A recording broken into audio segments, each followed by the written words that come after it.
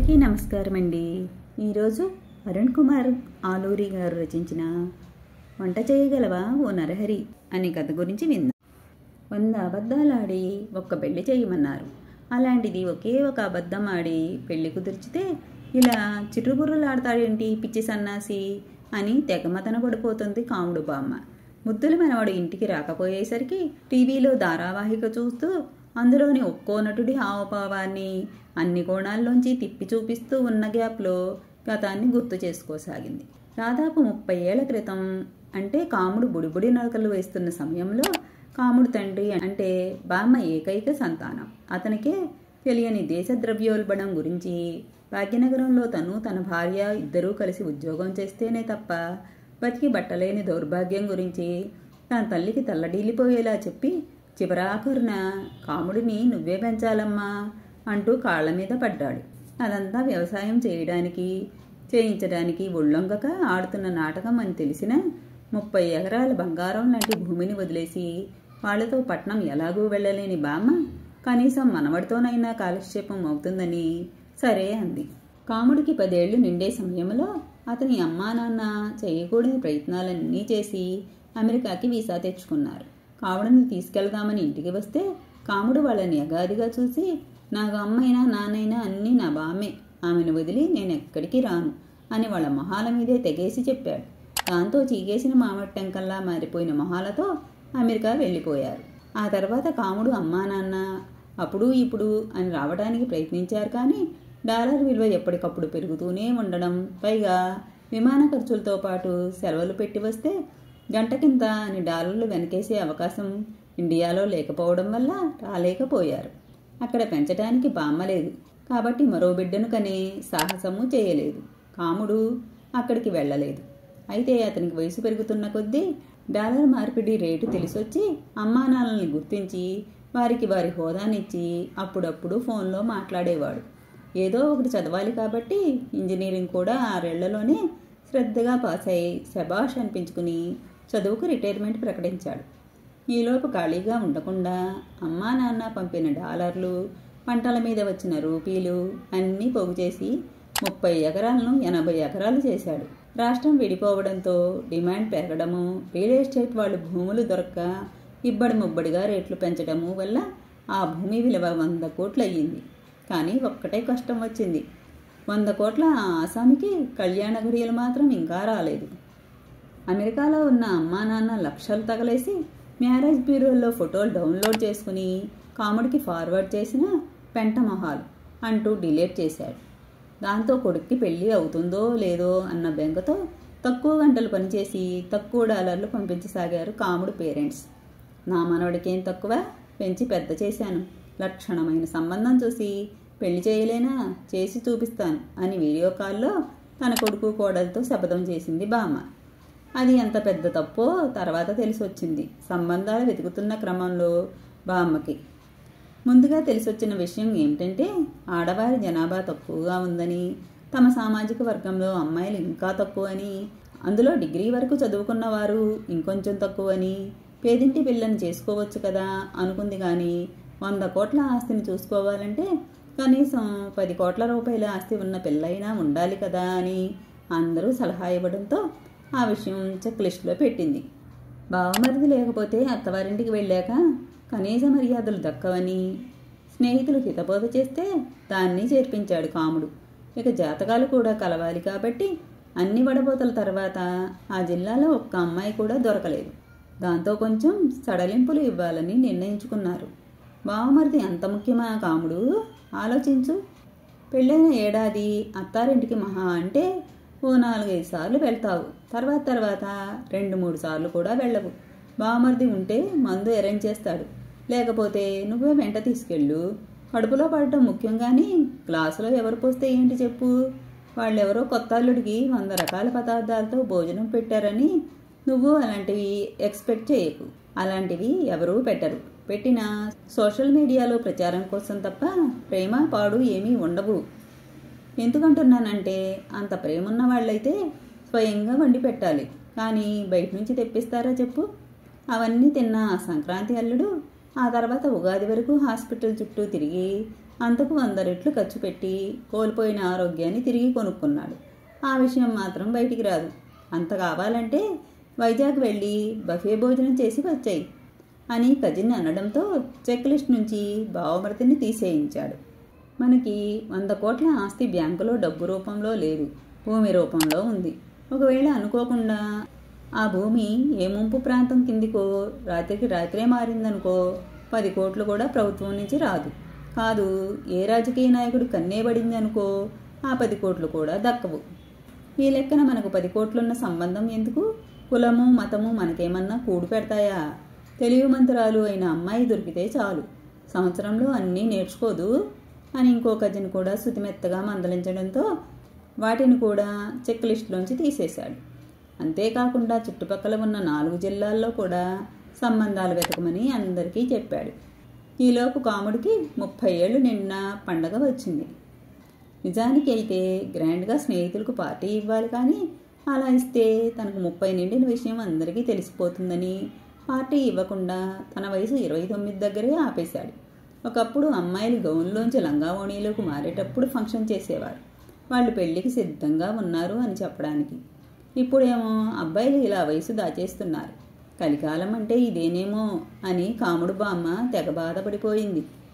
చిన్నప్పటి నుంచి క్రమం తప్పకుండా పుట్టినరోజును జరుపుకునే పిల్లాడు మొదటిసారి కేక్ కొయ్యకపోయేసరికి ఇంట్లోనే గుట్టు చప్పుడు కాకుండా పాయసం చేసి పెట్టి బర్త్డే సంబరాలని మమ అనిపించింది. అందరూ తలా ఒక చేత్తో ఫోన్లు చేసి వెతగ్గా చుట్టుపక్కల 4 జిల్లాల్లో కలిపి 10 సంబంధాలు దొరికాయి. వారానికి ఒక పెళ్లి చూపులకు వెళ్లాలని నిర్ణయించుకున్నారు. ముహూర్తం చూసుకుని మొదటి పెళ్లి చూపులకు వెళ్లారు. అమ్మాయి అందం చూసి ఇదే ఖాయమైతే ఎంత బాగుండో అని మనసులోనే దేవుళ్ళకు మొక్కుకుంది భామ. కాముడు సైలెంట్ అయిపోయాడు. అంటే మనసులోనే సిగ్గుతో రంకెలేస్తున్నాడు అన్నమాట. అంత అందమైన అమ్మాయి అన్నాక ఈ రోజుల్లో ఆమెకు యూట్యూబ్ ఛానల్ ఉండడం సహజం కదా. దాంతో ఆ అమ్మాయి తన మొదటి పెళ్లి చూపులను పెళ్లి కొడుకు వాళ్లకు తెలియకుండా తన ఛానల్లో లైవ్ పెట్టింది. తన స్నేహితులకు కెమెరా ఇచ్చి పెళ్లి కొడుకును దొంగచాటుగా చూపించమంది. వాళ్ళు కూడా తెగ ఉత్సాహంగా ఫీల్ అయ్యి అలాగే చేశారు. దగ్గరగా వెళ్ళి ఇంకా బాగా చూపించమని సబ్స్క్రైబర్లు కామెంట్లలో కోరడంతో తన మునుపటి లైవుల కన్నా ఈ వీడియోకి ఎక్కువ వ్యూస్ వస్తుండటంతో ఆ అమ్మాయి సంతోషం తట్టుకోలేకపోయింది. కాసేపటికి కాముడిని పెళ్లి కూతుర్ని మాట్లాడుకోవడానికి డాబా మీదికి పంపించారు. అప్పుడు పెళ్లి కొడుకుని లైవ్లో అందరికీ దగ్గర నుంచి చూపించింది. అప్పుడు మొదలైంది అసలు సమస్య. పెద్ద కలర్ కాదని ఒకడు, పెద్ద హైట్ కాదని ఇంకొకడు, డబ్బుల కోసం వాడిని చేసుకోవద్దు చెల్లెమ్మ అని మరొకడు, పోయి పొలం దున్నుకునేవాడిని చేసుకుంటావా అని ఇంకొకడు కామెంట్లు పెట్టారు. ఇది ఇలా ఉండగా కాముడు ఉరఫ్ కామేశ్వరం ఇందాక ఇచ్చిన టీ బాగుంది, మీరే చేశారా అని అడగకూడని ప్రశ్న ఒకటి అడిగాడు. దాంతో పెళ్లి కూతురు షాక్ అయింది. ఆమె ఫాలోవర్లు హర్ట్ అయ్యారు. ఆడదంటే టీలు చేసిచ్చే వెండింగ్ మిషన్ అనుకున్నావా అని ఒకడు, ఇప్పుడే ఇంత మాట అన్నాడంటే రేపొద్దున పెళ్లి అయ్యాక వంటింట్లో కట్టేసి పిండి రుబ్బిస్తాడేమో అని ఇంకొకడు వరుస పెట్టి కామెంట్లు చేసుకుంటూ వెళుతున్నారు. లోకం ఇంత అడ్వాన్స్డ్గా ఆలోచిస్తుంటే ఇతనేంటి ఇంత మూర్ఖంగా ఉన్నాడు అని కుమిలిపోయి నేను హిందీ సినిమా DDL హీరోయిన్ను కాజోల్ని ఆదర్శంగా చేసుకున్నాను. జీవితంలో వంట చేయను, అసలు వంటింట్లోకే వెళ్ళను, నన్ను వంట మనిషిని చేయాలనుకున్న నిన్ను రిజెక్ట్ చేస్తున్నాను అనేసి వెళ్ళిపోయింది పెళ్లి కూతురు. ఆమె అలా ఎందుకు ప్రవర్తించిందో ఇంటికి వచ్చాక కూడా కాముడికి అర్థం కాలేదు. ఫాలోవర్ల ముందు వీరవనితగా పేరు తెచ్చుకునేందుకు అంత సాహసం చేసుకుంటుందని నేటి తరం అమ్మాయిలను చూస్తున్న కజిన్స్ ఒక అంచనాకి వచ్చారు. రెండో పెళ్లి చూపులకి వెళ్ళాడు. ఈమెకి యూట్యూబ్ ఛానల్ లేదు కానీ ఇన్స్టాగ్రామ్లో రీల్స్ చేస్తుందట. కాబట్టి పెళ్లిలో ఒక 100 రీల్స్ చేయడానికి స్క్రిప్టులు రెడీ చేసి పెట్టుకుందట. అలాగే తన స్నేహితులు మండపంలో ఎక్కడ పడితే అక్కడ రీల్స్ చేసుకోవడానికి ఒక్కొక్కరికి 10,000 చొప్పున స్లాట్ అమ్మి పర్మిషన్ కూడా ఇచ్చిందంట.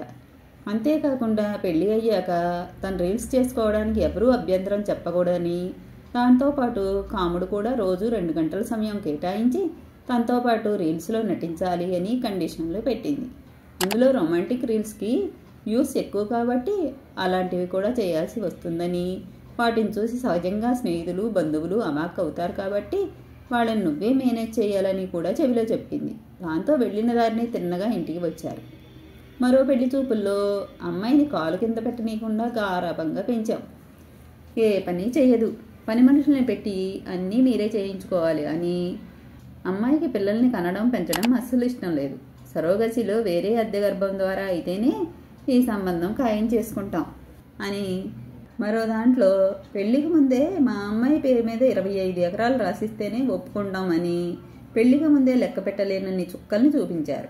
ఇలా 9 సంబంధాల్లో ఒక్కటి కూడా బామ్మకి కాముడికి నచ్చలేదు. దాంతో కాముడికి కళ్యాణ యోగం లేదా అని బామ్మకి దిగులు పట్టుకుంది.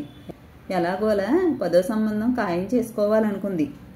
యథాలాపంగా 10వ సంబంధం చూడటానికి వెళ్లారు. ఆ అమ్మాయికి కనీసం ఫేస్బుక్ అకౌంట్ కూడా లేదని తెలిసి సంతోషించారు. 9 సంబంధాల్లో పెట్టిన కండిషన్స్ ఏవీ ఇక్కడ పెట్టకపోవడంతో బామ్మ మనసు కుదుటపడింది. అయితే అమ్మాయి తల్లి ఒక విషయం చెప్పి బాంబు పేల్చింది. అమ్మాయికి వంట రాదు, ఆ వాసనలు అస్సలు పడవు. అలా అని బయట ఫుడ్ కూడా తినదు. పనివాళ్లతో వంట చేయించడానికి వ్యతిరేకం. వాళ్ళు మారినప్పుడల్లా టేస్ట్ మారి అడ్జస్ట్ అవ్వాలంటే కష్టం. ఇంట్లో వాళ్ళే వంట చేసి పెడతామని హామీ ఇస్తే ఈ సంబంధం ఓకే చేసుకుందాం. వంట విషయం పక్కన పెడితే మిగతా అన్ని పనులు తనే చేస్తుంది. వ్యవసాయం చేయించడంలో కూడా దిట్ట. వేరే హెల్త్ ప్రాబ్లమ్స్ కూడా ఏమీ లేవు అని రిపోర్ట్స్ చూపించేసరికి పుష్టిగా ఉన్న అమ్మాయిని చూసి బామ్మ ఒక్క క్షణం కూడా ఆలస్యం చేయకుండా, మా కాముడికి వంట చేయడం అంటే ఎంతో సరదా, నాకన్నా బాగా వంట చేస్తాడు తెలుసా, 100 మందికి వండి పెట్టే సత్తా ఉంది అని చెప్పేసింది. పుట్టి బుద్ధి ఎరిగిన నాటి నుంచి పొయ్యి కూడా ముట్టనీయకుండా పెంచిన బామ్మేనా ఇంత పెద్ద అబద్ధం ఆడింది అని కాముడు నోరెళ్లబెట్టి ఆశ్చర్యపోతుండగానే సంబంధం ఖాయం చేసుకుంది. ఇంటికొచ్చాక బామ్మ మీద గయ్యమన్నాడు కాముడు. నేను వంట చేయడం ఏంటి బామ్మ, కనీసం అన్నం కూడా వండటం రాదు, నేను వంట చెయ్యనుగాక చెయ్యను అని తెగేసి చెప్పి మామిడి తోటలోకి వెళ్ళాడు. సీరియల్లోని గ్యాప్లో గతం మొత్తం గుర్తు చేసుకున్న బామ్మ మనవడి కోసం ఎదురు చూడసాగింది. కాసేపటికి కందగడ్డలా మారిన మొహంతో ఇంట్లోకి వచ్చిన కాముడితో తమ బంధుగణంలో ఇంకా పెళ్లి కాని ప్రసాదులు ఎంతమంది ఉన్నారో ఆరా తీసి చెప్పింది. గూగుల్లో చివరికి చాట్ జీపీటీలో వెతికినా కూడా దొరకని ఆ డేటాకి కాముడు నోరు తెరిచాడు. ఈ రోజుల్లో అమ్మాయిలు దొరకడమే గగనమైపోతుంది. దాంతో డిమాండ్ పెరిగిపోయి వింత వింత కండిషన్లు పెడుతున్నారు. ఈ పిల్ల ఎంత లక్షణంగా ఉందో చూసావు కదా. ఒకే ఒక్క కండిషన్ పెట్టింది, అది తన వల్ల కాని పని కాబట్టి. ఈ రోజుల్లో ఆడా మగ తేడా లేకుండా అందరూ అన్ని పనులు చేసుకుంటున్నారు. ఇద్దరూ ఉద్యోగం చేసేవాళ్ళైతే ఒక్కొక్కళ్ళు ఒక్కో పూట వంట చేసుకుంటారు. అంతెందుకు, అమెరికాలో మీ అమ్మా నాన్న రోజుకొకరు చొప్పున వంతులు వేసుకుని మరీ వండుకు తింటున్నారు. నువ్వు ఈ ఒక్క వంట నేర్చుకుంటే నీ జీవితం గాడిన పడుతుంది నాయనా, ఆలోచించు అని చుపుకం పట్టుకుని బతిమాలింది. బామ్మ బతిమాలిందని కాదు గాని, ఇందాక తోటకు వెళ్ళినప్పుడు పుల్లటి మామిడికాయ కొరకగా నోటితో పాటు కాముడు మెదడులోనూ నీళ్లు ఊరాయి. దాంతో తెలిసిన వాళ్ళందరికీ ఫోన్ చేసి సర్వే చేస్తే పెళ్లి విషయంలో ఇప్పుడు అబ్బాయిలే కాంప్రమైజ్ అవ్వాల్సిన పరిస్థితి అని, లేకపోతే జీవితాంతం ఒంటరిగానే మిగిలిపోవాల్సి వస్తుందని ముక్తకంఠంతో చావు కబురు చల్లగా చెప్పారు. ఆ ముక్తకంఠంలో సాఫ్ట్వేర్ ఇంజనీర్లు అయిన తన కజిన్లు, వారి స్నేహితులు, ప్రభుత్వ ఉద్యోగులు, వ్యాపారులు, చదువు ఉన్నవారు లేనివారు, ఆస్తి ఉన్నవారు లేనివారు, ఒక్క ముక్కలో చెప్పాలంటే కొత్తగా పెళ్ళైన సమస్త మగజాతి ఉంది. అప్పుడు కాముడు బుర్రలో చిన్న ఆలోచన మొలకెత్తింది. నిజంగా బ్రహ్మచారిలా బతకాల్సి వస్తే తనకు ఇతరులు చేసిన వంటలు నచ్చవు.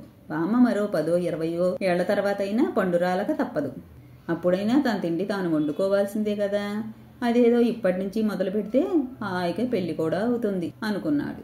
సరే బామ్మ నీ ఇష్టం అనేసి బామ్మ కాళ్ళకు దండం పెట్టి యూట్యూబ్లో వంటలు చేసే వీడియోలు వెతుకుతూ కిచెన్లోకి అడుగుపెట్టాడు. మొదటి పాఠంగా అన్నం టమోటా కూర చేసి వీడియో కూడా తీసి కాబోయే శ్రీమతికి పంపించాడు. దాంతో అక్కడ అమ్మాయికి ఇక్కడ బామ్మ ఆనందానికి అవధులు లేకుండా పోయాయి. ఈ కథ ఇంతటితో సమాప్తమండి. తిరిగి మరో కథతో మళ్ళీ కలుసుకుందాం. ఈ కథ కానీ మీకు నచ్చినట్లయితే నా ఛానల్ని తప్పకుండా సబ్స్క్రైబ్ చేసుకుంటారు కదా.